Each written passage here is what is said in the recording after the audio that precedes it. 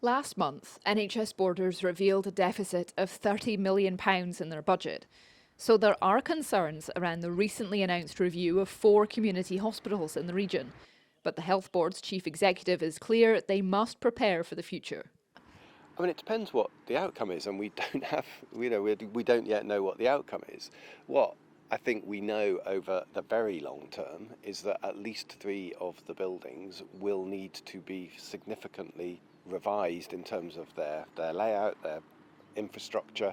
So, and at that point, we would have to build the case for what would replace them. But I mean, that is over the longer term, and I think what is really unhelpful is for people to speculate at the moment about what that might look like.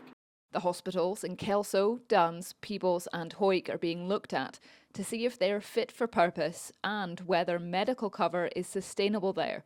The review has prompted local MP John Lamont to launch a petition calling for the beds to be saved. Many of my constituents in the Borders are very concerned about this review, which potentially could see the community hospitals in Duns, in Kelso and Hoyk and Peebles potentially see bed closures and effectively the hospitals being closed. I mean, these are vital frontline NHS services which people value, and they recognise how hard local staff work to keep local residents safe. So I'm very concerned about this. As of April this year, the contracted GP medical cover for Duns and Kelso ended, with staff saying it's due to workload pressures at their own GP surgeries.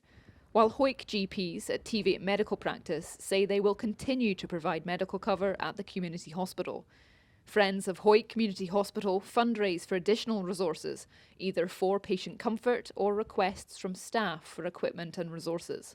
That is our mission to provide all these services, which NHS say, sorry, we're not able to do so.